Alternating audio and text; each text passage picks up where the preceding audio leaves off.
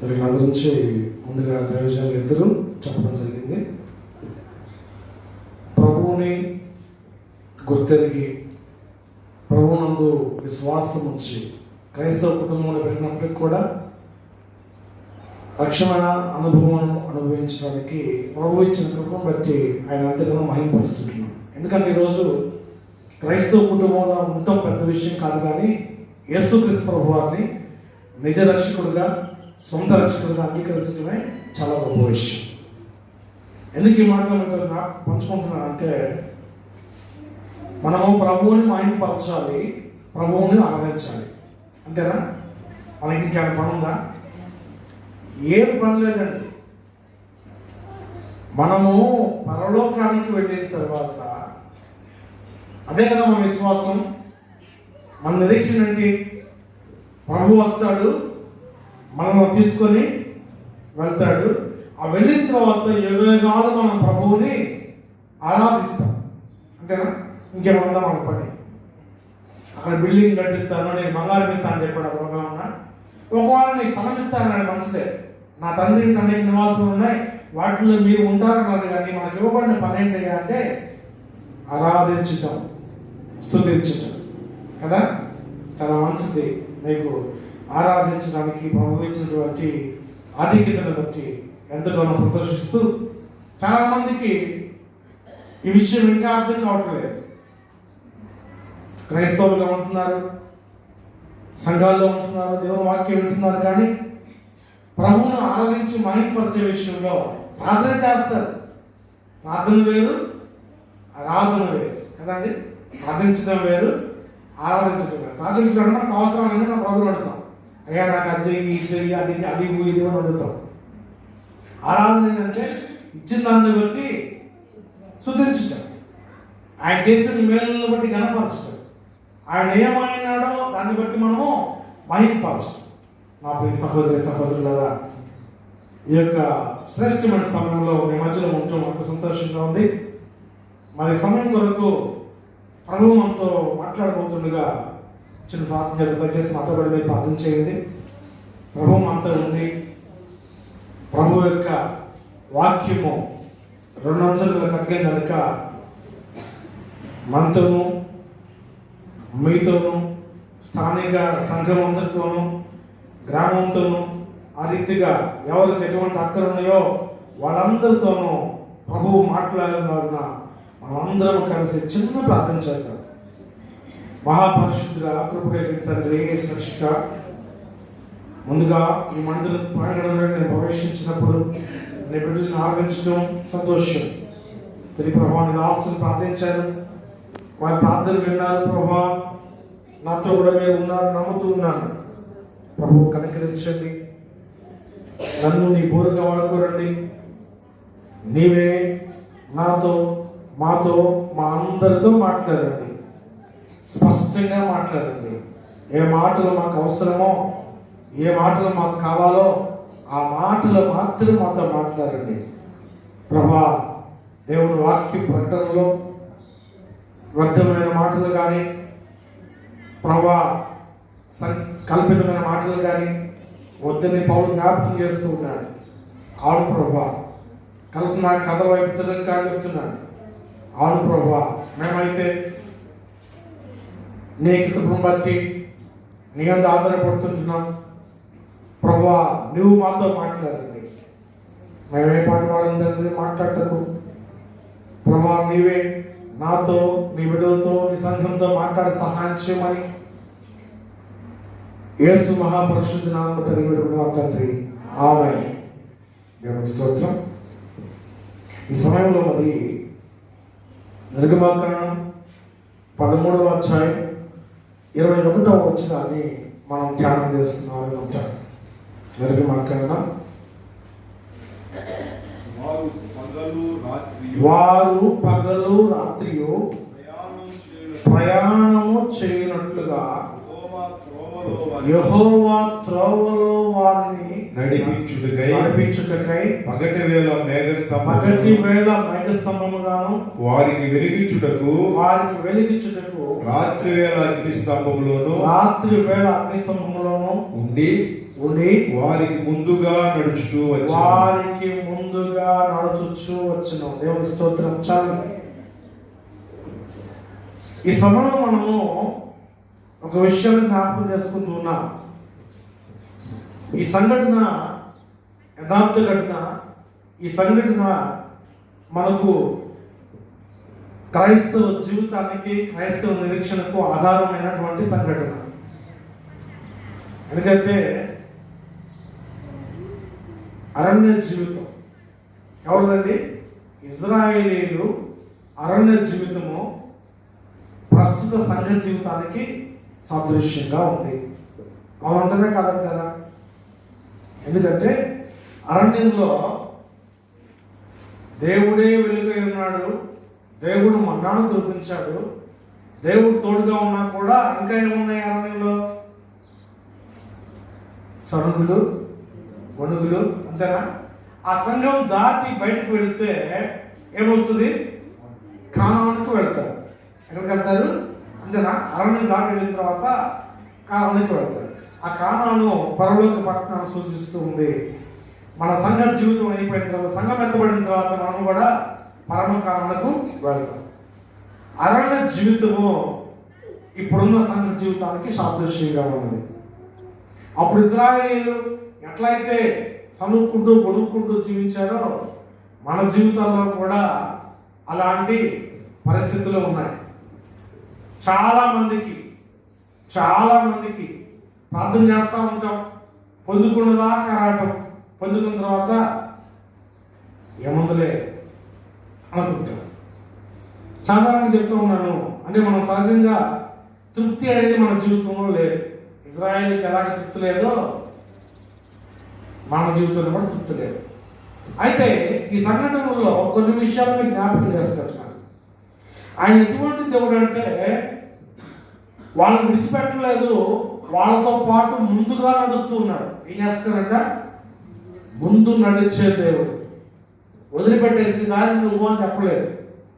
ఆయన ముందు నడిచే దేవుడు అంటున్నాడు. నా ప్రియ సహోదరి సహోదరులారా, పగలు ఉన్నాడు, రాత్రి ఉన్నాడు, మేఘంలో ఉన్నాడు, అగ్ని స్తంభంలో ఉన్నాడు. ఆయన నెహెమ్యా 9వ అధ్యాయం 9వ వచనంలో వారు ఎడారిలో ఉండగా బహు విస్తారమైన కృపగలవాడై వారిని విసర్జించలేదు. వారు అరణ్యంలో ఉండగా బహు విస్తారమైన కృపగలవాడై ఉండి. వీళ్ళరా, దయచేసి కొన్ని ప్రాముఖ్యమైనటువంటి విషయాలు మాత్రమే ఈ సమయంలో మీతో పంచుకుంటున్నాను. ఆ మాటలు చాలా అమూల్యమైనవి. ఆయన విడిచిపెట్టలేదు, విసర్జించలేదు, ముందుగా నడుస్తూ ఉన్నాడు. మన జీవితాల్లో మనం ఆపాదించుకోవాలి. మన జీవితాల్లో ఆయన మనకంటే ముందుగా నడిచేవాడు. ఆయన మనల్ని విసర్జించలేదు.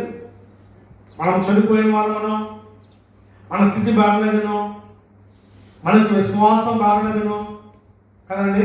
ఒకవేళ ఆయన మన విశ్వాసాన్ని కానీ చూస్తే, లెక్కిస్తే మనం చూస్తాం. బ్యాంకులో అప్పు ఇవ్వాలంటే సిబిల్ స్కోర్ అని చూస్తారు. సిబిల్ స్కోర్ అంటారు. 700 కంటే తక్కువ ఉంటే వాళ్ళకి బ్యాంకులో లోన్ ఇవ్వరు. సిబిల్ స్కోర్ 700 కంటే తక్కువ ఉంటే లోన్ ఇవ్వరు. అట్లనే యేసు ప్రభు వారు కానీ మన విశ్వాసాన్ని లెక్కేసి, అబ్బా వీడికి విశ్వాసం తక్కువ ఉంది, వీడికి మేలు చేయకూడదు అనుకుంటే ఎవ్వరికి రాదు. ఎందుకంటే ఆయన అంటాడు, ఆవుగిన విశ్వాసం ఉంటే చాలు కదా. అంటే అంతే ఉండమని కాదు, అంత ఉన్నా కూడా దేవుని మేలు నువ్వు చూస్తావు అని ప్రభు చెప్తున్నాడు. ప్రియులారా, ఎడారిలో ఉండగా బహు విస్తారమైన కృప కలిగినవాడై ఉండి, రోమపత్రిక 5వ అధ్యాయం చివరి వచనం అంటాడు, ఎక్కడ పాపము విస్తారంగా ఉన్నదో అక్కడ ఆయన కృప అంత అధికముగా ఉన్నది. అంటే గమనించాలి, పాపుల పట్ల ఆయన ప్రేమ. పౌలు మళ్ళా వెంటనే జ్ఞాపకం చేస్తాడు, అట్లయితే పాపుల మీద ప్రేమ ఉంది కదా, మనం కూడా పాపం చేస్తూ ఉందామా?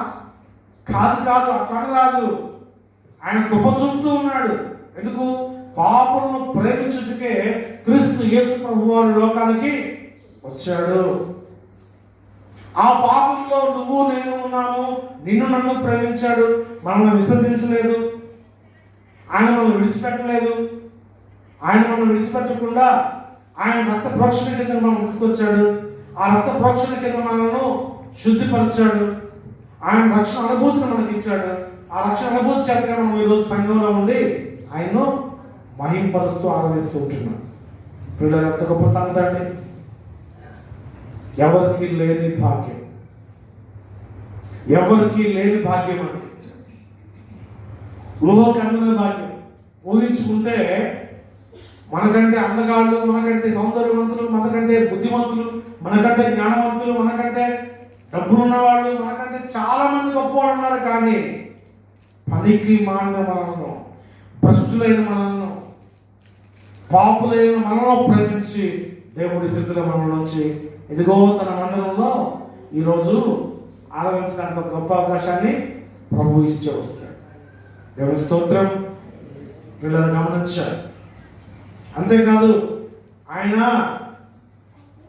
చూడండి, సంఖ్యాకాండము 14 అంటాడు, యెహోవాను నీవు ఈ ప్రజల మధ్య ఉన్నవనియు ముఖాముఖిగా కనపడేవాడు అనియు వారి ముందు నడుచువాడు అనియు అంటాడు. ఎవరన్నా ఆయన గుణగణాలు? ఆయన వారి ముందుగా నడిచే దేవుడు, ముఖాముఖిగా కనిపించే దేవుడు. పిల్లరా, అర్థమవుతుంది ఈ మాట? ఎవరంటే ఆయన ముఖాముఖిగా. చాలా మంది అంటారు, దేవుడిని ఎప్పుడు చూసావా అని అడుగుతారు. దేవుడిని ఎప్పుడు చూసావా అని అడుగుతారు. చెప్పండి ధైర్యంగా, ఆయన మాట్లాడే దేవుడు, ఆయన ముఖాముఖిగా కనిపించే దేవుడు. ఒకరోజు మనం ఆయన్ని ముఖాముఖిగా చూస్తాం. ఒకరోజు మనం ఆయన ఎదుర్కొంటాం. ఒకరోజు ఆయనే మన దగ్గరికి వస్తాడు. ఆయనే కనిపిస్తాడు. ఒకవేళ నువ్వు దేవుని ప్రేమ యొక్క లోతు ఎత్తు వెడకు పరిశీలిస్తూ ఆ యొక్క పయనంలో కొంచెం ముందు కొనసాగితే ప్రభువు నీతో ముఖాముఖి కనపడతాడు. అబ్రాహాము కనిపించిన దేవుడు, యాకోబు కనిపించిన దేవుడు నీకు కనిపిస్తాడు, నాకు కనిపిస్తాడు. ఏం చేయాలి మనం? యాకోబు ఏం చేసి కనపడ్డాడంటే, ఏం చేసి కనపడ్డాడు? గమనించాలి. యాకోబులో ఉన్న గుణం ఏంటంటే, యాకోబు వాస్తవంగా మంచోడేం కాదు కదా. అతని స్థితిగతులు చూస్తే అతని పేరే మోసగాడు. కానీ అతను ఏం చేస్తే కనిపించాలని చూస్తే పిల్లరా, అతను వెళ్ళే దారిలో అట గమనించాలి. ఆ చిన్న విషయం, ఆయన వెళ్ళే దారిలో ఆయన పడుకోబోయే ముందు ఏం చేశాడంట? ఏం చేశాడు చెప్పండి? ప్రార్థన చేసుకున్నాడు. ప్రార్థన చేసుకోవడమే కాదు, ఒక రాయిని పెట్టి దాని మీద ఏం చేశాడంట? బైబిల్ ధ్యానం చేస్తే దాని మీద నూనె పోసాడట. ఏం చేశాడండి? ఒక రాయి పెట్టి రాయి మీద నూనె పోసి దేవుడిని ప్రార్థన చేస్తూ ఉంటే అప్పుడు ఆకాశం తెరవబడింది. ఆకాశం నుంచి నిచ్చెన కనిపించింది. నిచ్చెన మీద దూతలు ఎగురు దిగుతూ కనిపించారు. ఇక్కడ అర్థమవుతుందా?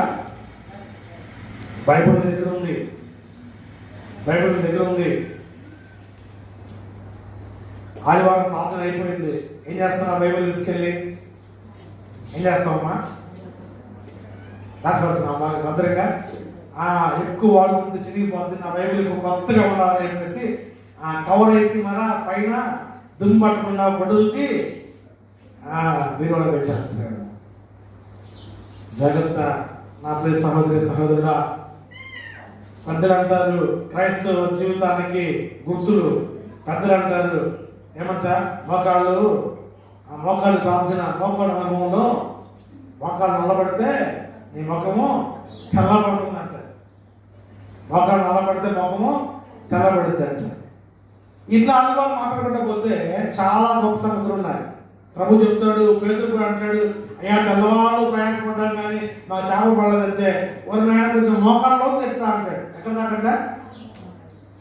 పేతురు పెద్ద ఆటగాడు. మీకు చెప్పాల్సిన అవసరం లేదు చేపల ఆట గురించి. అనుకుంటుంది ఆయన, ఎందుకంటే మీరు ఇక్కడే ఉంటారు కాబట్టి.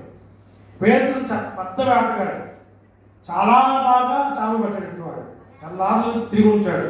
యాడ చేపలు ఉంటాయి తెలుసు, ఎక్కడ పరిస్థితులు తెలుసు, యాడ బుడగొస్తే ఆ చేప బయటకు వచ్చి తెలుసు, అన్నీ తెలుసు మెలకువలు. కానీ తెల్లవాళ్ళు తిరిగారు. యేసుప్రభు దారికి వస్తే ఏం చెప్పబోయా, తెల్లార్లు తిరిగిపోయా అంటే కాదు మోకాళ్ళలోకి వెళ్ళి అక్కడ వలయమని. ఎవరైనా మోకాళ్ళతో వలేస్తారండి? చెప్పడానికి వచ్చు. మోకాళ్ళ లోతులు వలబడిద్దా నీకు బాగా తెలుసు, ఇంకెంత సంగతి అయితే తెలియకపోవచ్చు. మోకాళ్ళ లోపల వలేసి చేపలు పడతాయా? ఆ మోకాళ్ళ లోపల సముద్రంలో మనం వెళ్ళి ఆడుకుంటాం, వర్క ఆడదాకా వెళ్తాం, అంతేనా? వల్ల పడడానికి సరిపోదు. కానీ ప్రభు చెప్పిన ఉద్దేశం వేరు, ప్రభు చెప్పిన తలంపులు వేరు. నా ప్రియ సహోదరి సహోదరులారా, అయితే ఆయన ముందుగా ఉండేవాడు, ముఖాముఖిగా కనిపించేవాడు. ఇంకా అంతేకాదు, వాడి మధ్యలో ఉండేవాడు. ముందు ఉండేవాడంట, మధ్యలో ఉండేవాడంట, ముఖాముఖిగా కనిపించేవాడంట. నా ప్రియ సహోదరి సహోదరులారా, నీ జీవితంలో, నీ యొక్క సమస్యలో, నీ అవసరంలో ఆయన ముందుగా ఉండేవాడు. దయచేసి ధైర్యం పడకూడదు. క్రైస్తవులుగా మనం ఏం చేయకూడదు, ధైర్యము విడిచిపెట్టకూడదు. ఎందుకు? నాకు ఉన్న దేవుడు గొప్పవాడు, ఆయన గొప్ప దేవుడు. చూడండి, నిర్గమకాండం 14వ అధ్యాయం 21 వచనంలో అదే ఇశ్రాయేలీయులు ఐగుప్తు నుంచి నడుస్తూ కొంచెం ముందుకు వెళ్తూ ఉంటారు. అక్కడ ఉన్న సంఘటన ఏంటంటే, మరి మోషే వాళ్ళు నడిపిస్తూ ముందుకు వెళ్తూ ఉంటాడు. వెనకాలేమో ఫరో సైన్యము తరుముకుంటూ వస్తుంది. ముందు వెళ్తేనేమో ఎర్ర సముద్రము అడ్డుగా ఉంటుంది, ముందు చూస్తేనేమో సముద్రం, వెనక చూస్తేనేమో సైన్యం. ఏం చేయాలి? ఖచ్చితంగా మన సమస్యలు ఎట్లా ఉంటాయో అలా ఉంది వాళ్ళ జీవితం. మన సమస్యలు ముందు చూస్తే గొయ్యి, అని చూస్తే నొయ్యి అంటారు. ముందుకెళ్తే గొయ్యిలో పడతాకపోతే నొయ్యిలో పడతాం. అట్లనే ముందైతే సముద్రం, వెనకేమో సైన్యం ఉంది. ముందుకు వెళ్ళాలన్నా సముద్రం మునిగిపోతాము, వెనకెళ్తే సైన్యం చంపేస్తారు. ఏం చేయాలా? మోషే ఖచ్చితంగా ప్రార్థన చేస్తున్నాడు. మోషే ఏం చేస్తున్నాక సముద్రం వైపు తన చెయ్యి చాపి ఏం చేస్తాడండి? సముద్రం వైపు తన చెయ్యి చాపుగా యెహోవా రాత్రి అంతయు బలమైన తూర్పు గాలి చేత సముద్రమును ఏం చేశారట? ఆరి నేలగా చేస్తాడు. దేవుని స్తోత్రం. సమస్య ఏం చేయాలమ్మా? సమస్య ఏం చేయాలా? పాస్టర్ గారు ఏం దేవుడు అండి, ఎన్నాళ్ళ నుంచి నమ్ముకుంటున్నామో ఒక్క మేలు తిరగట్లేదని అనుకోని అంటే ఆయాసపడాలా? మోషే చెయ్యి ఎత్తి ఆ సమస్య వైపు చూపినప్పుడు ఆ సమస్య ఏం చేస్తుందట? పాయలుగా చేయబడుతుంది. ఏం చేయబడుతుంది? పాయలుగా చేయబడుతుంది. పాయలుగా చేయబడటమే కాదు, దేవుడి సమస్యను, ఉన్న సమస్యను పాయలుగా చేసి దాంట్లో నుంచి నడవడానికి నీకు మార్గాన్ని చూపిస్తాడు. ఏం చేస్తారండి? ఆ సమస్యలో నుంచే, మళ్ళీ ఎక్కడి నుంచో కాదు, ఆ సమస్యలో నుంచి నడవడానికి నీకు మార్గం చూపిస్తాడు. పిల్లరా గమనించారు. తెబిపత్రికలో పోలంటాడు, వాళ్ళు ఎట్లా నడవగలిగారు ఈ విషయాన్ని చూస్తే, వాళ్ళు ఎట్లా నడిచారు సమస్య అంటే పోలంటాడు ఒక కన్క్లూజన్ లో, విశ్వాసమును బట్టి హెబ్రీ పత్రిక 11వ అధ్యాయం వచ్చింది మాట్లాడుతుంది. విశ్వాసం బట్టి వారు పొడి నేల మీద నడిచినట్లు. ఎట్లా నడిచారంట? ఏముందండి, మోషే పాపం చేశాడు, సముద్రం చీలిపోయింది. మరి వీళ్ళెట్ నడిచారు? అక్కడ రెండు విషయాలు ఉన్నాయి. దాని ఏందయ్యా, మోషే పాయం చేసి వెళ్ళిపోతాడు అనుకోవచ్చు. అక్కడ ఇంకొక సంగతి ఉంది. వాళ్ళు వెళ్ళిపోయిన వెంటనే ఫరో సైన్యం కూడా వచ్చింది. ఫరో సైన్యం వచ్చిన తర్వాత ఫరో సైన్యం మాత్రం ఆ సముద్రంలో రావలేదు. వాళ్ళకు ఉందేంది, ఇవ్వడం లేదేంది? చెప్పండి. ఇప్పుడు ఏం లేదు, విశ్వాసం లేదు. జ్ఞాపకం పెట్టుకోవాలా. ఇశ్రాయేలు జనాంగానికి విశ్వాసం ఉంది కాబట్టి సముద్రాన్ని దాటారు. ఫరో సైన్యానికి విశ్వాసం లేదు కాబట్టి సముద్రంలో మునిగిపోయారు. అదే ఇంకొక విషయాన్ని జ్ఞాపకం చేస్తాను. ఇదే పేతురు యేసు ప్రభు వారు నేల మీద నడిచినప్పుడు అయ్యా నేను నడుస్తానయ్యా, నాకు కూడా పర్మిషన్ ఏమని అడిగాడు. సరిపోయి నడువు అన్నాడు. బాగానే ఉంది. కొంచెం దూరం అడుగులు వేశాడు, కొంచెం దూరం అడుగులు వేశాడు, కొంచెం దూరం ముందుకు వెళ్ళిన తర్వాత ఏమంటున్నాడు? అయ్యా నేను మునిగిపోతున్నాను. ఎందుకు మునిగిపోతున్నాడట? అప్పుడు దాకేమో విశ్వాసం ఉంది, బలంగా కోరుకుంది. అందుకంటే ఆత్మసిద్ధమే కానీ శరీరమే బలహీనం. నా ప్రియ సహోదరి సహోదరులారా, మన యొక్క జీవితంలో ఆత్మ చాలా సిద్ధమండి. నా యొక్క ఈ యొక్క విశ్వాస జీవితంలో 26 ఏళ్ళు ప్రభుత్వం నమ్ముకొని 26 సంవత్సరాలు ఈ విశ్వాస జీవితంలో అనేకమైనటువంటి ఒడిదుడుకులు, అనేకమైన సమస్యలు, అనేకమైన సాక్ష్యాలు నా జీవితంలో ప్రభు కొరకు దాచిపెట్టుకున్నాను. ఎందుకంటే ఆయన నా జీవితం చేసిన మేలు వర్ణింప శక్యము కానీ వివరించలేనటువంటివి. ఆయన అంత గొప్ప దేవుడు. ఆయన మన ముందుకు నడిచేవాడు, మన మధ్యలో నివసించేవాడు, మనకు ముఖాముఖి కనబడి సమాధానం ఇచ్చే దేవుడు. పిల్లలను అనుకోవచ్చు, చాలా మందికి ఆనందం ఉంటుంది ప్రభుత్వం మాట్లాడాలను. అంటే కొంతమందికి వెళ్తానం ఉండొచ్చు, కొంతమంది వెళ్తానం ఉండొచ్చు. రాత్రి నా ప్రభు కనపడ్డాయి అని చెప్తే కొంతమంది అబ్బో ఇంటికి కనపడ్డాడు అనుకోవచ్చు. బహుశా అది వెళ్తానంగా ఉండొచ్చు. ఎందుకంటే పౌలు గారు అన్నాడు, సిలువను కూర్చున్న వార్త నశించిన వారికి వెరితనంగా ఉన్నది, మనకైతే దేవుని శక్తి. అట్లనే ప్రభు నాకు కనపడ్డాడు అని చెప్తే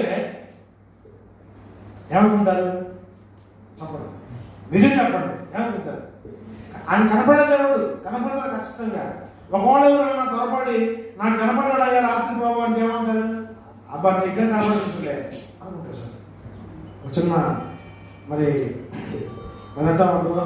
దేశంలో రాజ్యంలో ఒక గొప్ప రాజు ఉన్నారట. ఆ గొప్ప రాజు మంచిగా ఎప్పుడు కొత్త బట్టలు కుట్టించుకునేవాడంట. ఏ బట్టలు? కొత్తగా, ఎవరు వేసుకోకూడదు. ఆ రాజ్యంలో ఎవరు వేసుకున్నటువంటి బట్టలు కుట్టించుకునేవాడు. అతనికి అట్లా అనిపించి ఎవరైనా వచ్చి అయ్యా ఇగో ఈ బట్టలు బాగున్నాయంటే ఆ ఎమ్మటే కుట్టించుకున్నాడు. వాడి బలహీనతలో ఒక 3 కుర్రాలు గుర్తించారు బాగా. రాజుకి పిచ్చుందా, కొత్త బట్టలు పిచ్చుంది కాబట్టి మనం అంటే రాజుగాడ డబ్బులు కాదేమని చెప్పి ప్లాన్ వేసేసి వీళ్ళు రాజుగారు చెప్పారు, రాజుగారు రేపు మీ పుట్టినరోజు కదా, మీ పుట్టినరోజుకి మేము మంచి బట్టలు కుడతాము, వాటికి బంగారము ముత్యాలు వాటితోటి డైమండ్స్ తోటి మేము నేస్తున్నాము, బాగా భారీ ఖర్చు అవుతుంది, చేయమంటారా అని అడిగాడు. కొత్త బట్టలు అంటే పిచ్చోడు కదా వీడు, చేయండి అన్నాడు. అయ్యా మీ మంత్రులు చెప్పండి, కొంచెం మంత్రులు చెప్పండి, దానికి బంగారం కావాలి, డైమండ్స్ కావాలి, కొంచెం ధనం కావాలంటే మంత్రులను ఆదేశిస్తాడు. కొంచెం ఇచ్చేయండి రా అని చెప్పేసి వెళ్తారు. ఒక వారం అయినాక మళ్ళీ వస్తారు. రాజుగారు మీకు ఘనంగా నేస్తున్నాము, మీరు ఇచ్చిన ధనం సరిపోలేదు, ఇంకొంచెం కావాలని చెప్పేసి అట్లా ఆ పుట్టినరోజు దాకా 2 రోజులకు ఒకసారి 3 రోజులకు ఒకసారి పోతున్నారు, తెచ్చుకుంటున్నారు, వస్తున్నారు. తీరా పుట్టినరోజు వచ్చింది. పుట్టినరోజు రాగానే ఒక పెద్ద బాక్స్ ఉంది కదా, ఇట్లా పొడుగు పెట్టి పట్టుకొని వచ్చారు. పొడుగు పెట్టి పట్టుకొని వచ్చి అయ్యా ఈ బాక్స్ మధ్యలో పెట్టి రాజుగారి బట్టలు చూపించబోతున్నాము, ఇది చూసి ఎక్కడ చెప్పండి. బట్ ఒక కండిషన్ ఉంది ఇక్కడ, ఎవరైతే వారి జీవితంలో నీతిగా బతుకుతారో వాళ్ళకు మాత్రమే బట్టలు కనపడతాయి. ఇంకెవరికి ఎవరు కనపడతాయంట? అవి ఎవరు నీతిగా బతికితే వాళ్ళకే కనపడతాయి, ఇంకెవరికి కనపడవు. చూపించమంటారా అని అడిగాడు. రాజుగారు అన్నాడు, చూపించండి అని చెప్పి చూపించమన్నాడు. పెట్టే మొత్తం తీస్తారు అంతే. ఎవడన్నా కనపడదని చెప్తారు. ఇప్పుడు చెప్తారా? చెప్తే రాజా అంటాడు, వాడికి నీతి లేదురా, వాడిని నరికేమంటాడు. ఇప్పుడు విషయం ఏంటంటే అందరూ కనపడట్లేదు, రాజు కూడా కనపడట్లేదా? రాజు ఏమనుకుంటున్నాడు, నేను ఏదో పొరపాటు చేసి ఉంటాను, నాకు కనపడట్లేదు అని చెప్పేసి. మంత్రి గారు ఎలా ఉన్నాయి బట్టలు? బేసిక్గా ఉన్నాయి సార్, చాలా బ్రహ్మాండంగా ఉన్నాయి. ఓహో ఏంటి ఆ అల్లుకి ఏంటి, అదేంటి ఏదని వర్ణిస్తున్నాడు రాజు. ఆ ఆస్థాన కవి పిలిచాడు. ఆ కవి వాడు చెప్పే విధానం వాడు చెప్పేశాడు. అయ్యా దాని పూల అలకలా ఉంది, దాని జేబులు ఇట్లా ఉంది, దాని గుండీలు ఇట్లా ఉన్నాయి, బ్రహ్మాండంగా ఉన్నాయని చెప్పి కవి చెప్పాడు. సరే, రాజు వారికి ఆ యొక్క బంట్లు స్నానం చేసి బట్టలు వేయాలి. బట్టలు వేశారు. బట్టలు వేసిన తర్వాత ఇదిగున్న గొడవ ఏంటంటే కొత్త బట్టలు వేసుకుని ఊరు మొత్తం చూపించారు అన్నమాట. ఎందుకంటే ఊరు మొత్తం చూపించారు. ఇది చూడండి, గుర్రం ఎక్కించారు. గుర్రం ఎక్కించి ఊరి మీద ఊరెగుతున్నాడు. ఊరెగుతూ అందరూ అడుగుతున్నాడు, ఏమని, ఎలా ఉన్నాయి చెప్పండి రాజుగారి కొత్త బట్టలు అంటే. రాజు మొత్తం తెలిసిపోయింది. రాజుగారికి కొత్త బట్టలు కుట్టించారంట. ఎవరికి నీతి లేకపోతే వాడికి అవి కనపడవంట. వామ్మో, ఇప్పుడు కనపడకపోతే కనపడలేదని చెప్తే రాజుగారు అమ్మంటే వాడిని చంపించేస్తారని చెప్పి ఎవడు నోరెత్తట్లా. ఎవడు కనపడలేదు, ఎవరు నోరెత్తట్లా. ఊరి మొత్తం తిరిగాడు. సాయంత్రం అంతా అయిపోయింది. తిరిగి వచ్చిన తర్వాత ఒక చిన్న పాప, ఆ బాబాని చూంటాడేమో బహుశా ఉన్నారు. చూశారంట అందరూ, ఓ బ్రహ్మాండం అని ఏంటంటే ఆ పిల్లలు ఈడెవడురా బాబు బట్టలు అక్కడ చూసుకున్నాడు. ఈడెవడు ఎమ్మటే ఈడెవడు బట్టలు అక్కడ చూసుకున్నాడులే. వాళ్ళ అమ్మకి ఒక్కరి నోరు చూసుకుంటుంది. తొందాకలా చెప్పేసి అయినా సిగ్గు పడింది. ఎవరికి? రాజుగారికి. ఎందుకు ఆ గొర్రె పక్కన ఉంటాడు. అప్పుడు దాకా అర్థం కాదు. అప్పటికి అర్థమైపోయింది వాడు మోసపోయానని చెప్పేసి. అయ్యో మోసపోయానే. ఎందుకు? పిల్లలు దైవాంశ సంభూతులు, వాళ్ళు అబద్ధం ఆడని చెప్పేసి ఒక నానుడు ఉంది.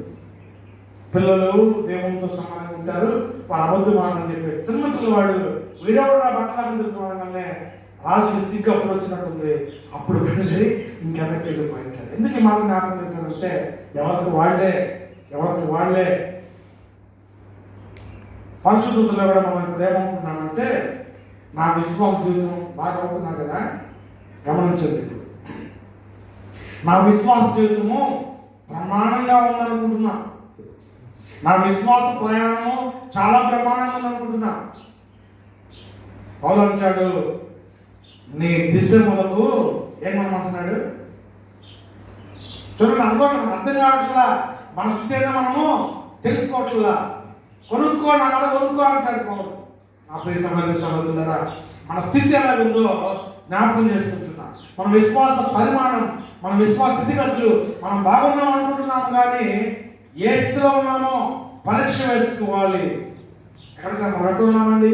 ప్రభుని ఆరాధించడానికి ఆయన పరిశుద్ధ మందిరంలో, ఆయన నివసించే చోట, ఆయన మన మధ్యలో ఉండగా, అంతే కదా, ఆయన మన మధ్యలో ఉండగా, ముఖాముఖిగా ఉండగా ఆయన మనం ఆలోచిస్తూ ఉన్నాము. మనం ఏ స్థితిలో ఉన్నామో మనం కనపడకపోవచ్చు, మన ఆత్మీయ స్థితి, కానీ ప్రభువు మాత్రం చూస్తూ ఉన్నాడు. నా ప్రియ సహోదరులారా, మూడవ విషయం మనం జ్ఞాపకం చేస్తే నిర్గమాకాండం 16వ అధ్యాయం 31-32 వచనాల్లో మనం చూస్తే, సరే అయిపోయింది, అరణ్యం దాటారు. అరణ్యం దాటిన తర్వాత ఆకలి వేస్తున్నాడు. ఏమొస్తుందండి? ఆకలి పడుతుంది. ఆకలి వేస్తే ఇక మోషేని అడుగుతున్నారు, మోషే మాకు ఆకలి వేస్తుంది, ఏంటి మా పరిస్థితి? మమ్మల్ని చంపడానికి వచ్చే వాటికి మాకు అన్నం లేదు కదండి, మాకు కాయలు లేవు అని చెప్పేసి అడుగుతూ ఉన్నారు.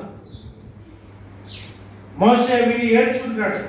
అంతే కదండి. మీ సావకులకు కానీ ఇవి సంఘంలో 2 సమస్యలు కానీ ఎమ్మడమ్మడ వస్తే సావుకులు కన్నీళ్ళు వస్తాయి. నా సంఘంలో ఎలా జరగాలి, దేవుడు నాకు ఆదరించట్లేదని బాధ కలుగుతుంది కదా. మోషే కూడా ఆ రోజు కన్నీళ్ళు పెట్టి కాచుంటాడు, ఏడ్చి వేదన చేసుకుంటాడు. వెంటనే దేవుడు మాట్లాడాడు. చూడండి, ఆ పరిస్థితులు అంట, ఆకాశం నుంచి దేవుడు మన్నాను కురిపించాడు. అది ఎట్లా ఉందంటే టేస్ట్, ఏమా మన్నా రుచి ఎట్లుందంట? ఎట్లుందంటే రుచి, అది దాని రుచి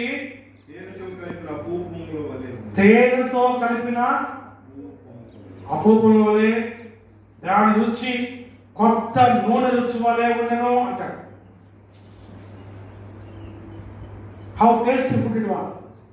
ఎంత రుచికరమైనటువంటి పదార్థం. Unlimited food. ఎంత అండి? ఎంతనా? Unlimited food. ఇంత లేదు, రోజు తొక్క తినమని లేదు. నువ్వు ఎంత కూర్చుకోగలుగుతావో అంత కూర్చుకో, కూర్చుకో కూర్చుకో కూర్చుకో, మిగిల్చకుండా తినేసి. ఏం చేయాలా? కండిషన్ ఏంటంటే మిగిల్చకుండా తినాలి. కూర్చుకో, నువ్వు తినగలంతా తిను. అలాగే పోషించాడు. ఈ పోషణలో కూడా ఒక్కసారి తలకు వచ్చేస్తుందండి. రోజు ఇదే ఫుడ్, రోజు ఇదేనా? ఏంటండి మొన్న రోజు తిన్నా, మాకు దోసకాయలు లేవు, కీరకాయలు లేవు, మేము ఐదుగురు ఉన్నప్పుడు చాలా తినేవాళ్ళమే అని చెప్పేసి కాల్ చేయడం మొదలు పెట్టారు. చాలా బాధ వేసింది మోషన్.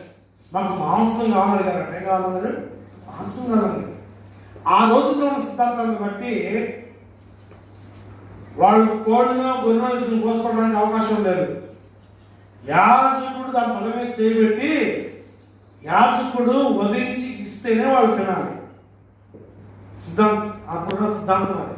ఈరోజు కూడా ముస్లిం సహోదరులు అలా చేస్తారు. అప్పుడున్న పరిస్థితి సిద్ధాంతం అది, కొత్త సిద్ధాంతం ఏం కాదు. ఈరోజు ముస్లిం సహోదరులు అలా చేస్తున్నారంటే అప్పుడున్నటువంటి యాజక ధర్మం, అప్పుడున్నటువంటి సిద్ధాంతం ఏదైతే ఉందో, యాజకుడు దాని తల మీద చేయబెట్టి దాని పాప పరిహార విషయమై ఎటువంటి మరి శ్రమ కానీ లేదా దాని యొక్క ఆ పరిహార్థం మనకు తగలకుండా ఆ యాజకుడు దాన్ని తల మీద చేయబెట్టి ప్రార్థన చేసి దాన్ని వదిలించిన తర్వాత వీళ్ళు తినాలి. అయితే మోషే బాధ ఏంటంటే, ఎంతమంది అండి జనము? సుమారు ఎంతమంది ఉన్నారు? 6 లక్షల మంది కాలుబలము. కాలుబలం అంటే నడవగలిగిన వాళ్ళు, ఇంకా పిల్లలు ఉంటారు, ఇంకా వృద్ధులు ఉంటారు కదా. ఇంకా వీళ్ళందరికీ ఎన్ని పొట్టేళ్ళు కావాలి, ఎన్ని కావాలని చెప్పేసి ఇంతమందిని ఆడపోయాలని బాధపడుతారు మోషే. అనుకుంటున్నా మోషే ఇంతమందిని ఆడపోసి పెట్టాలని ఉండొచ్చు. అప్పుడు దాకా 10 మందికి ఒకళ్ళు, 50 మందికి ఒకళ్ళు లేదు. మీ ఊళ్ళో వాలంటీర్లు ఉన్నారా? 50 మందికి ఒకళ్ళు. ఎక్కడి నుంచి వచ్చిన సిద్ధాంతం వాళ్ళు తెలుసా మీకు? ఆ సిద్ధాంతం ఎక్కడి నుంచి వచ్చిందంటే, మోషే మామ చెప్తాడు, మోషే నువ్వు ఒక్కడిని పరిపాలించలేదా, నేను ఒక్కడి వల్ల కాదు అంతా, నువ్వేం చేయాలి? 1000 మందికి ఒకరిని, 100 మందికి ఒకరిని, 50 మందికి ఒకరిని పెట్టు. వాళ్ళు నీకు ఇన్ఫర్మేషన్ ఇస్తారు, తద్వారా నువ్వు పరిపాలన బాగా చేస్తామని చెప్పేసి మోషే చెప్తాడు. అప్పుడు చెప్పాలి. అప్పుడు దాకా మోషే ఒక్కడే ప్రయాసపడాలి. ప్రయాసపడుతూ ఇక చూస్తే చూడండి, ఈ కోసే పని లేకుండా ప్రభు ఒక మాట చెప్పాడు. ఆయన వాళ్ళు అంతగా ఆశపడుతున్నారు కాబట్టి, ఏ గాలి చేత అయితే సముద్రాన్ని పెట్టానో అదే గాలి పట్టగా ఏమొస్తాయి? పుల్లలు వచ్చి పడతాయి, తింటారు. ఇక చూడండి, వాళ్ళు అప్పుడు అన్లిమిటెడ్ తిన్నారు. ఎంత తిన్నారట? కదా, అంతే కదా ఉంది, అన్లిమిటెడ్ తిన్నారు. ఈ మధ్య కొన్ని హోటల్స్ ఉన్నాయి, 150 రూపాయలు అన్లిమిటెడ్ బిర్యానీ. ఎంత తింటాడో తెలియదు. వాళ్ళు తిన్నారు, అన్లిమిటెడ్ ఫుడ్ తిన్నారు. ఎంత తిన్నారంట? బైబిల్ రాయబడిన మాట, సొంతంగా మాట్లాడట్లా. బైబిల్లో రాయబడిన మాట ఏంటంటే, వాళ్ళు గొంతులో ఏది పెడితే అందెవరు తిన్నారంట. చెప్పండి, లోపల స్టమక్ ఒకటి ఉంటుంది, ఆ స్టమక్లో ఫుడ్ స్టోర్ అవుతుంది, అక్కడ నుంచి పేగుల చుట్టూ ఉంటాయి. ఆ పేగుల చుట్టూ నిండి కూడా గొంతులకు మళ్ళీ లాక్ ఒకటి ఉంటుంది, కింద ఫుడ్ పైకి రాకుండా లాక్ ఒకటి ఉంటుంది. ఆ లాక్ దాటుకొని ఏళ్ళు పెడతారు కదా తినాలంట. చూడండి, తింటే ఇప్పుడు ఏమైంది తెలుసా? దేవుని కోపం తగులుకుంది. జాగ్రత్త పిల్లరా, ప్రభు చేసే మేలు, ప్రభు ఇచ్చేటువంటి కృప, ప్రభు ఉచితమైన ప్రేమను నిర్లక్ష్యం చేసి ఇంకా ఇంకా ఇంకా ఇంకా తృప్తి లేని జీవితం జీవిస్తే ఖచ్చితంగా దేవుని ఉగ్రత మొదలవుతుందంటానికి నిదర్శనం అది. ప్రభు ప్రేమిస్తున్నాడు, నీకేం కావాలో ఆయన చూస్తున్నాడు, నీకేది అవసరమో ఆయన పెడుతున్నాడు, నీకు అది ఏది మేలో అది చూస్తున్నాడు. కానీ ఇంకా నువ్వు సొంత ఆలోచన మీద నాకు ఇంకా అది కావాలి ఇది కావాలంటే దేవుడు ఇస్తాడు. దాని ఏమంటే దేవుని కృత కూడా బయలుదేరుతుంది. నా ప్రియ సహోదరి సహోదరులారా గమనించారు. చూడండి, ఆయన పోషించే దేవుడు. ఈ విషయం కూడా చూస్తే మనకి ఎవరైనా ఆయన పోషించే దేవుడు. ఒక చిన్న ఉదాహరణ చెప్తాను. ప్రవక్త అని ఏలియా ఉన్నాడు. ఏలియా ప్రయాణంలో తన యొక్క పరిచర్యలో ఎన్నో శ్రమలు చూశాడు, రోజులు గడిపాడు. అయితే ప్రభు చెప్తాడు, చూడండి, మొదటి రాజుల గ్రంథం 17వ అధ్యాయం 4వ వచనంలో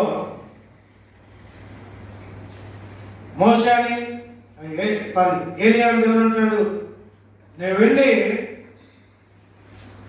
ఆ వాగు నీరు త్రాగదు, అత్యధిక నీకు ఆహారం తెచ్చినట్లు నేను కాకోలములకు ఆజ్ఞాపించుదని ఆయనకు తెలియజేయగా.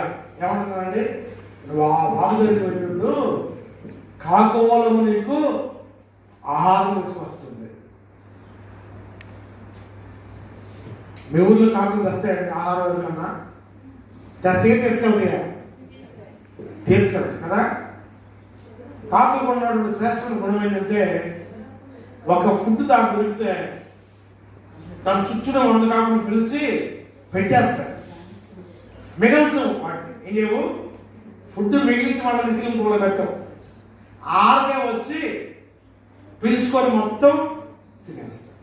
అయితే దేవుని గొప్పతనం చూడండి, ఏలియాని పోషించడానికి, ఏలియాకి ఫుడ్ ఇవ్వడానికి, నువ్వు వాగు దగ్గరికి నీళ్ళు తాగుతా ఉండు, ఓ నేను పంపిస్తున్నాను, కాకోలం వచ్చి నీకు ఆహారము సిద్ధపరుస్తాను.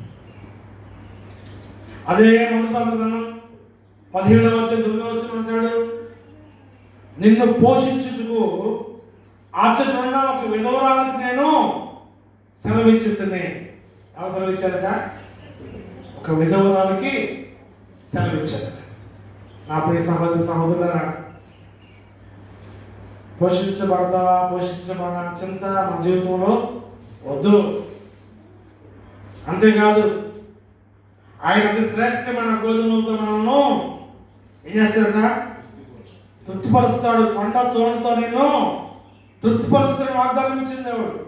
ఏంటంటే కొండ తేనెతో నిన్ను తృప్తిపరచుదని వాగ్దానం ఇచ్చింది దేవుడు. ఆయన మాట తప్పే దేవుడు కాదండి. ఏలియాను పోషించిన దేవుడు, ఇజ్రాయేల్ని పోషించిన దేవుడు, నిన్ను నన్ను పోషించుటకు సమర్థుడై ఉన్నాడు. ఇప్పుడు చెప్పండి, ఆయన మనకంటే ముందుగా నడిచే దేవుడు, ఆయన మన మధ్యలో ఉండే దేవుడు, ఇంకనా మన ముఖాముఖిగా మనకు కనిపించే దేవుడు. ఇంకా చూస్తే ఆయన ఏంటంట, మన మధ్యలో ఉంటున్నా కాదు, మన ముందు నడిచే దేవుడు, మన సమస్యలన్నింటినీ పాయలుగా చేయ దేవుడు, మనల్ని పోషించే దేవుడు. ఎవరితో పోషిస్తాడు? అవసరమైతే మన ఆహారాన్ని వెతుకుపోతారో వాళ్ళతోనే తిరిగి పోషించగలిగినటువంటి గొప్ప దేవుడు. నా ప్రియ సహోదరి సహోదరులారా, ఇటువంటి గొప్ప దేవుడు మనం కలిగి ఉన్నాం. చాలా మందికి ఒకవేళ ఈనాటి పరిస్థితులు చూస్తూ ఉంటే క్రైస్తవం అంటే ఏదో చులకనగా ఉండొచ్చు, క్రైస్తవం అంటే ఏదో చులకన భావం ఉండొచ్చు, లేకపోతే తక్కువ వాళ్ళను, మరి భారత సాంప్రదాయ ప్రకారం నీచ గుణస్తులు ఆలోచిస్తున్నారనో ఒక భావన ఉండొచ్చు.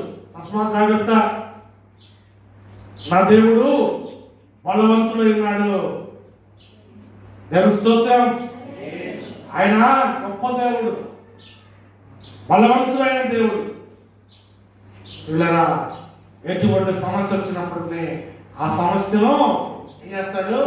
పాయలుగా చేసే దేవుడు. ప్రార్థన చేస్తున్నారా ప్రస్తుత పరిస్థితుల వరకు? ప్రస్తుతం భారతదేశంలో పరిస్థితులు కాలేవు.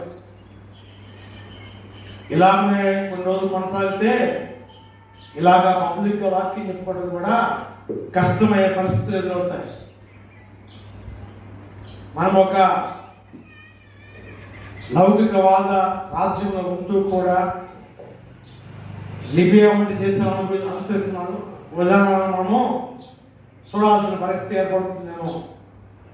కానీ అటువంటి స్థితి మనకు రాదు. ఎందుకంటే మన దేవుడు మన ముందుకు నడిచే దేవుడు, మన సమస్య నుంచి మనం నడిపించగలిగిన గొప్ప దేవుడు.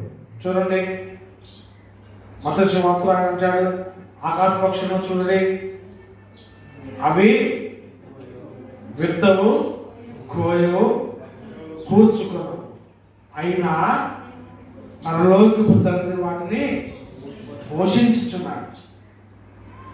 మీరు వాటికంటే శ్రేష్ఠుడు. ఎవరిని బట్టి దేవుడు ఈరోజు ఈ మాట మాట్లాడుతున్నా తెలియదు, కానీ నేను అప్పుడే నమ్ముతాను. ప్రభువు నేరుగా మాట్లాడేవాడు, స్పష్టంగా మాట్లాడేవాడు. ఎవరికి ఏ మాట అవసరమో ఆ మాట స్పష్టంగా తన వాక్యం ద్వారా మాట్లాడే దేవుడు. పైన రాశారు, పైన మీ గోడ మీద ఉంది, ఆదియందు వాక్యం ఉండదు, వాక్యమే దేవుడై ఉండదు, వాక్యము. ఆ తర్వాత వచ్చిన మనం చూస్తే బైబిల్లో ఆ వాక్యము కృపాసక్తి సంపూర్ణుడై ఉండి మన మధ్యలోనికి వచ్చాను. ఎక్కడికొచ్చారట? ఎక్కడికొచ్చారండి? మన మధ్యలోనికి వచ్చాడు. మనం ఎప్పుడో అనుకున్నాం ఆయన మా మధ్యలో నివసించే దేవుడు, మన ముందు నడిచే దేవుడు. నా ప్రియ సహోదరి సహోదరులారా, గమనిస్తే ఇప్పుడు ఇదిగో నిర్గమాకాండం 15వ అంటాడు, హోరేబులో వాళ్ళకి దాకా ఫుడ్ ఉంది, మా అన్నం పెట్టిన తర్వాత ఏం కావాలి, తర్వాత ఏం కావాలి, మామూలుగా మంచినీళ్ళు కావాలి కదా. మంచినీళ్ళు లేకుండా అన్నం తింటే కష్టం. మరి వీళ్ళకి ఫుడ్ ఉంది, హోరేబు దాకా వెళ్ళిపోయారు, ఫుడ్ ఉంది కానీ నీళ్ళు లేవంట. ఏం లేవు? నీళ్లు. తెలుసు మీకు, సముద్రంలో నీళ్ళు ఉండవు. ఎన్ని నీళ్ళున్నా తాగడానికి అవి పనికిరావు కదా, తాగడానికి పనికిరావు సముద్రం నీళ్ళు. వీళ్ళలో అరణ్యం, అరణ్యం అంటే ఇంకెక్కడ ఉంటుంది? చుట్టానికి ఒక చుక్క కూడా కనపడదు, ఒక చిన్న దొరుకు కూడా ఉండదు అక్కడ, ఒక చిన్న కుంట కూడా ఉండదు నీళ్ళకి. అయితే అరణ్యంలో నీళ్ళు లేవు. మోషే ప్రార్థన చేస్తుంటే దేవుడు చెప్పాడు, ఆ బండలో నుంచి నీళ్ళు ఇచ్చి దేవుడు అండి. ఎక్కడి నుంచి ఇచ్చాడు? బండలో నుంచి. భూమిలో నుంచి నీళ్ళు ఆడటం ఒక విషయం అయితే కదా, భూమిలో తవ్వు కొట్టుకో బోర్ వేయడం అంటే ఇంకో సంగతి. వాళ్ళు అక్కడ వేయడానికి బోర్ మిషన్లు లేవు. ఏముంది మోషేలో? మోషేలో కర్ర మాత్రమే ఉంది. మోషే కర్రను చూపించినప్పుడు మోషే కర్రదాన్ని తగలగా బండలో నుంచి నీళ్ళు వచ్చేస్తాయి. దేవుడి స్తోత్రం. అద్భుతాలు చేయగల దేవుడు, అద్భుతాలు సృష్టించే దేవుడు. మనకన్నా అర్థం కాదు.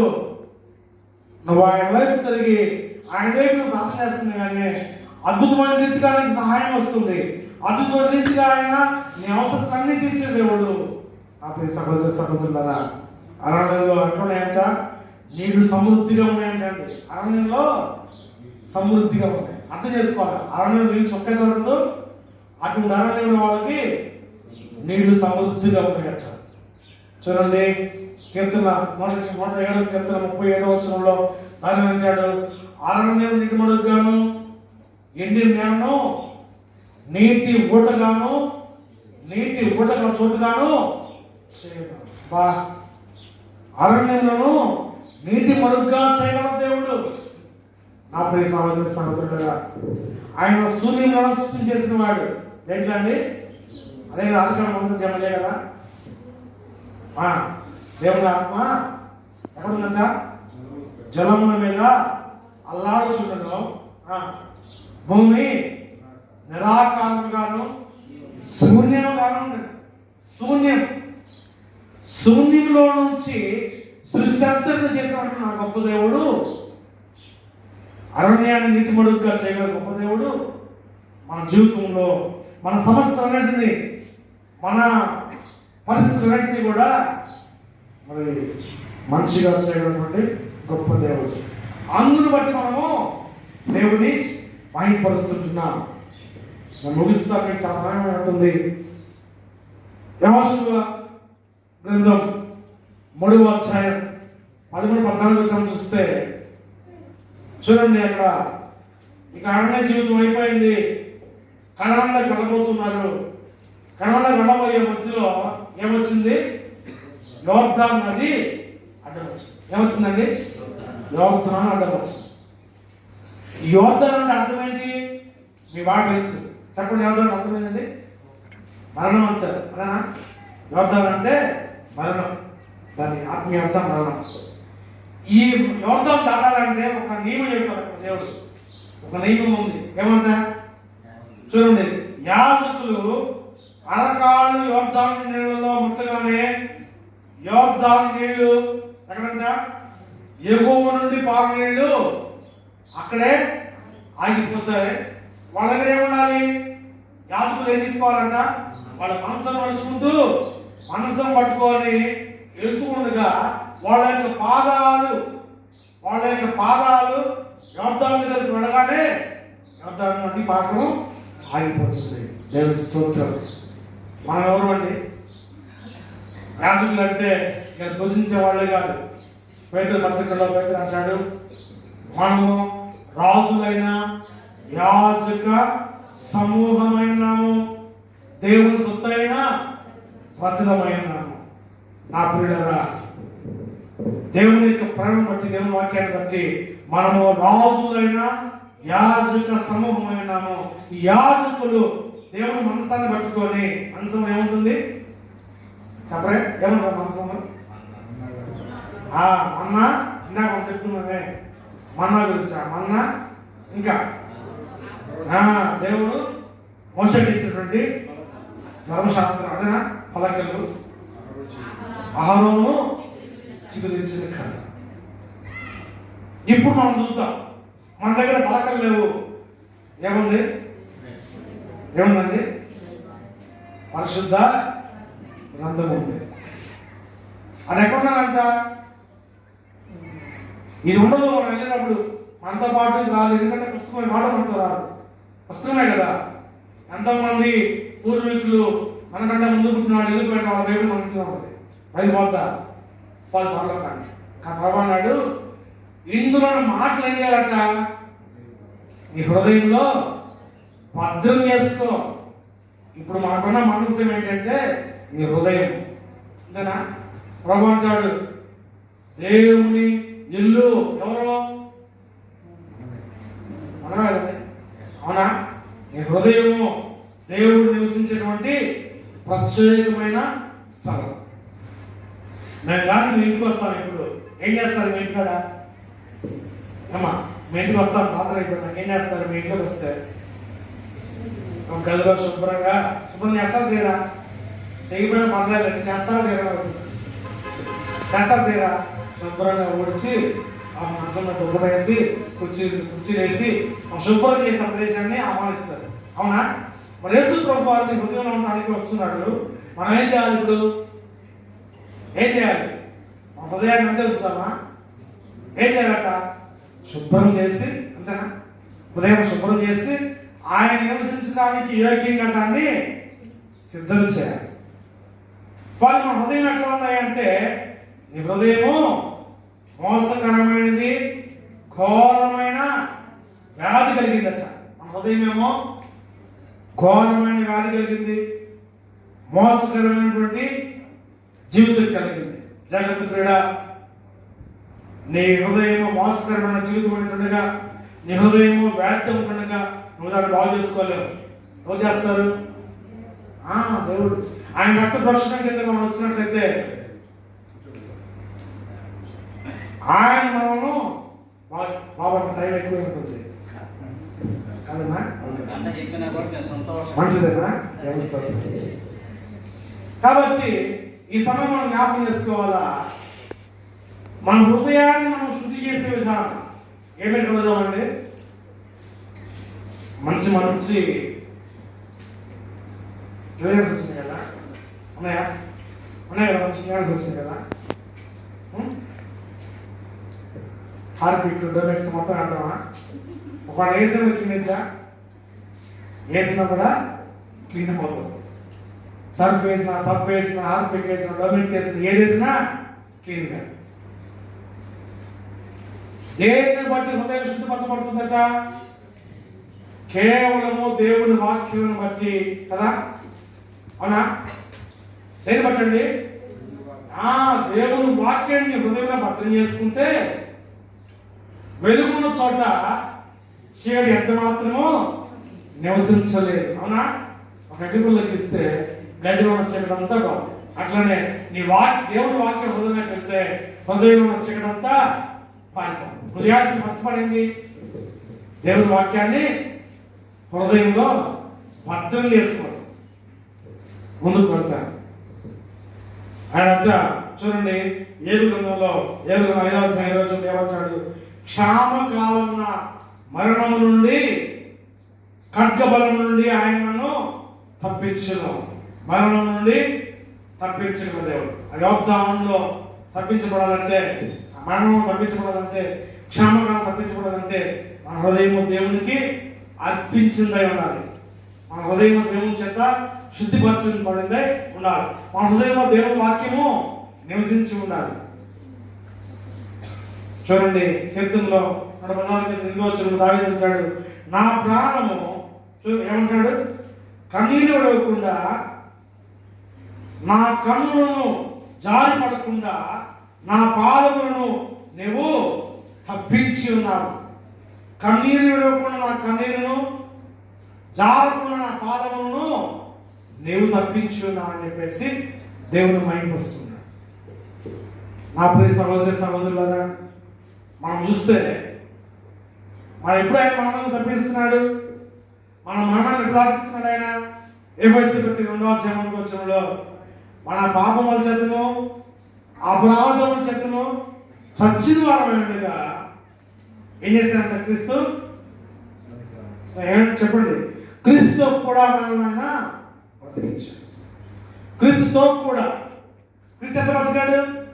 ఇప్పుడు చెప్పుకుందాం అండి. ఆ చిన్న మాట చాలా చిన్నది కంక్లూడ్ చేశాడు ఆయన. మనము పాపులము అపరాధులమై ఉండగా, చచ్చిన వారమై ఉండగా క్రీస్తుతో కూడా మనలను బ్రతికించడం. గమనించాలి, క్రీస్తుతో కూడా బ్రతికా మనం.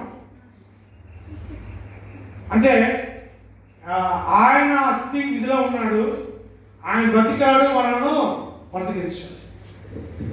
ఆయన ఆ శ్రమ అనుభవించి, ఆయన మరణించి, ఆయన సమాధి చేయబడి, ఆ సమాధి నుంచి మరణపు మునులు గురించి మృత్యుంజయుడే లేచి ఆయన ఈరోజు సజీవుడుగా ఉన్నాడు. ఎవరైతే ఈ మాట నమ్ముతారో వారు ఏమవుతారండి? మరణం నుంచి తప్పించబడతారు, రక్షణ అనుభవంలోకి నడిపించబడతారు. అదే కదా వాక్యం చెప్తుంది, దేవుడు మృతుల నుంచి లేచాడని. ఎవరైతే హృదయం విశ్వాసం నుంచి నోటితో ఒప్పుకుంటారో వారు రక్షించబడతారు. చాలా చిన్న విషయం అండి. పవన్ చెప్పి మాట ఏంటంటే, ఒంటె సూది బెచ్చంలో దూరుట సులభం అంట. ధనవంతుడు కానీ ఏం చేస్తారట? వెళ్తారా? పరలోకంలోకి రావడము అసంభవము, అసాధ్యం. సూది బెచ్చం అంటే ఏంటిది? మనకున్న సూదా? అదేనా? మనం కొట్టు కూడా సూదా? నేను అంటానుకున్నాను చిన్నప్పుడు, అదే కదా సూది బెచ్చం అంటే. అదే కావాలనుకున్నాను. ఈ మధ్య నేను నూజువేడు ఆ ప్రదేశానికి వెళ్తే అక్కడ రాజు కోట ఉంది. నూజువేడు దగ్గర రాజు కోట ఉంది. ఆ రాజు కోట, ఆ కోట గోడలు ఉన్నాయి. ఇప్పుడు కూడా అంతే ఉన్నాయి. అది చూస్తే చాలా పెద్ద గేటు. మన మందిరం కంటే ఇంకా పెద్ద గేట్ ఉంది. ఆ గేట్ పక్కన ఒక చిన్న ఒకటి ఉందన్నమాట. ఒక చిన్నది డోర్, అంటే గేట్ వేసిన తర్వాత టైం అయిపోయిన వస్తే దాన్ని చూడడానికి దాంట్లో ఇట్లా లోపలికి ఇట్లా పోయి అక్కడ వంక తిరిగి మళ్ళా తిరిగి అక్కడ పోవాలన్నమాట. పైకి నుంచోమనడానికి ఉండదు, ఇట్లా వంగి లోపలికి వంగిపోవాలి మనిషి. దాన్ని సూది బెచ్చమంటారంట. దాన్ని అంటే నాకు సూది బెచ్చం. దాంట్లో ఒంటి పట్టుద్దండి, కానీ ధనవంతుడు మాత్రం ఎందుకు పట్టుకుంటావు? ధనవంతుడు కొంచెం తల అయింది. డబ్బులు ఉంటే ఏమొస్తుంది మనకి? హృదయంలో గర్వం వస్తుంది కదా. అందుకే తలము ప్రార్థన చేస్తాడు. తలము అంటాడు, అయ్యా నాకు తగినంత చాలయ్యా, ఒకవేళ ఎక్కువ ఇస్తే గర్విస్తారేమో, గర్వించి యెహోవా ఎవరంటాడేమో, నాకు అంత వద్దు, నాకు సాలనంతే ఇవ్వు. మళ్ళీ తక్కువ కూడా చేయొద్దయ్యా, వాళ్ళు తక్కువ అయితే దొంగతనం చేసి దరిద్రుడు అయిపోయి నీ నామాన్ని అవమానపరుస్తానేమో, నాకు తగినంత ఇవ్వయ్యా. నాకు ఈ ప్రార్థన చాలా ఇష్టమండి, తగినంత. కానీ దేవుడు కూడా మనకు తగినంత ఇచ్చేవాడు. మనమే ఇంకా ఆశపడి హద్దులు లేని ఆశలతో ప్రభు దగ్గర ఇంకా ఎదురు చూస్తూ ఉంటాం. మంచిగా ఎదురు చూస్తాం, ఎందుకంటే ఆయన ఆశపడు ప్రాణాన్ని తృప్తిపరిచేవాడు. ఆశపడు, నీకేది అవసరం అయినా ఇస్తాడు, కానీ అత్యాశ మాత్రం పడరాదు. ఆశపడు కానీ అత్యాశ మాత్రం పనికిరాదు. కాబట్టి మన క్రైస్తవ జీవితంలో మనం చూస్తూ వచ్చినాం ఏమంటా, ఆయన మనము బతికించేవాడు. ఎక్కడి నుంచి? మరణం నుంచి. ఏ మరణం అండి? ఏ మరణం చెప్పాలా? ప్రకటన గ్రంథంలో ఉంది 2వ మరణం. అబద్ధికులు, అవిశ్వాసులు, పిరికివారు, వీరందరూ అగ్నిగంధకముతో మండు గుండములో పడవేయబడుదురు. ఇది 2వ మరణం. పిల్లరా, ఇదండి ఏ మరణం అండి? 2వ మరణం. ఆ 2వ మరణం నుంచి ఆయన మనను తప్పిస్తున్నాడు. చాలా మంది అనుకుంటారు మరణం నుంచి తప్పిస్తారంటే ఒకవేళ ఈ మరణమేమో భౌతికమైందేమో, మనం సామేమో అనుకుంటారేమో. ఖచ్చితంగా చచ్చిపోతాం, దాంట్లో తిరిగి లేదు. కానీ చనిపోయినా కూడా ప్రభు వచ్చినప్పుడు తిరిగి లేస్తాం. ఒకవేళ మనం చనిపోకముందు కానీ ప్రభు వస్తే మనం చచ్చిపోం. చనిపోకముందు కానీ ప్రభు వస్తే ప్రభువును ఎదుర్కోవడానికి మనము ఇదాన్ని విడిచిపెట్టి మహిమాదేహం ధరించుకొని ప్రభు దగ్గరకు ఆరోహణం అయిపోతాము. అందరూ చూస్తారు. ఎవరు చూస్తారు? మీ ఊర్లో పాట వద్దని చూస్తారు, మైకి పెట్టొద్దని చూస్తారు కదా, చర్చికి రమ్మని చూస్తారు, అందరూ చూస్తారు. అందరూ చూస్తుండగానే ప్రభు మధ్యాకాశానికి వస్తాడు. ప్రభువుని ఎదుర్కోవడానికి మనము వెళ్తాము. ఆయన మనం తీసుకొని వెళ్తాడు.